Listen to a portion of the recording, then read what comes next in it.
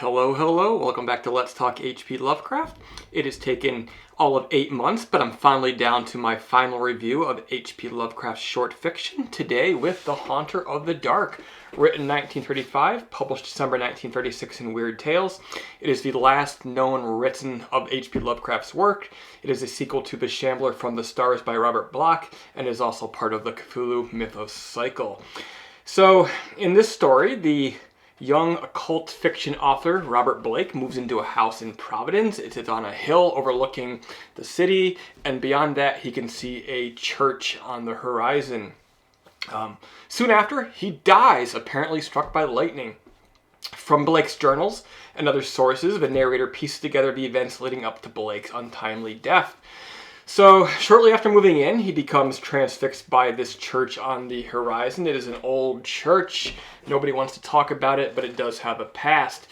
He begins to research it, and he eventually goes and explores it. In the church, in its upper steeple tower, he comes in contact with an object found in a box, a shining object called the Shining Trapezohedron. The stone apparently came to Earth from the stars, from beyond Yuggoth, eventually coming to Earth, passing through many civilizations, including Atlantis. After Atlantis sank, it was fished out of the water by a fisherman, and it eventually found its way to Egypt, where it remained in the tomb of a pharaoh for many centuries. But eventually, of all places, and apparently where all strange things finally came, it comes to Lovecraft Country, which is his fictional version of Rhode Island. There, in the old church, it becomes the center of a cult called Starry Wisdom, and they used it as the center of their activities. They were using it to call up beings out of the darkness to gain knowledge from them, but apparently it got out of control.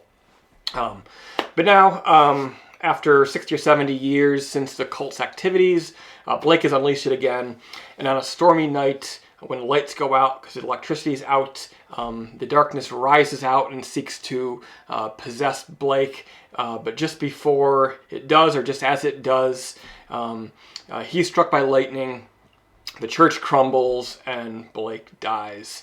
Afterwards, a town doctor throws the shining trapezohedron into Narragansett Bay, and of course, as we all know, it'll be fished out of the water someday because evil things never stay hidden unless you destroy them.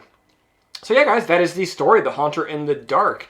Don't have really much to say about it. It is a fun story. It is pretty much vintage. Lovecraft has all the elements. You have this author, this person interested in the occult, goes looking around, and their curiosity gets them killed in this case.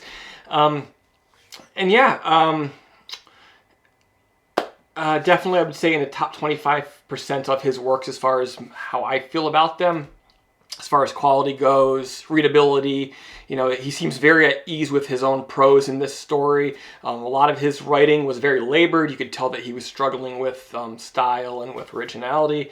But here, I think he, at the end of his life, he seemed like he was very much at a sort of peak in his career, at least in his, not necessarily his career, but as far as his abilities. And it's good that it was his last story, although he was probably not at peace mentally. He felt like that. It felt like he was writing at a very high level as far as Lovecraft's work goes. Yeah, guys, Haunter in the Dark, highly recommend it. Take you about an hour if you do an audiobook version, a little bit less if you read pretty quick. But yeah, guys, decent story, well worth your time, highly recommended, and among the top 25% of his works as far as I am concerned.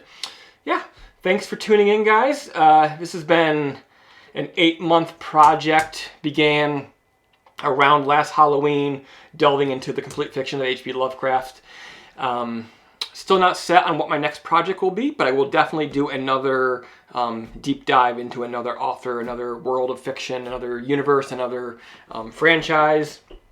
Thinking maybe Ray Bradbury, not sure. Don't want to speak too soon and then find myself burnt out and not ready to dive that deep. So I'm going to leave that open.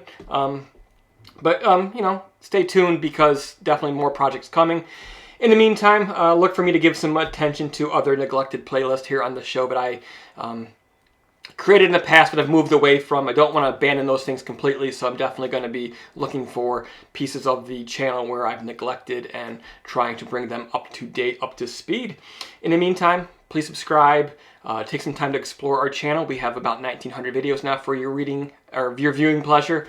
And visit again soon. All right, guys. Until next time, keep it creepy.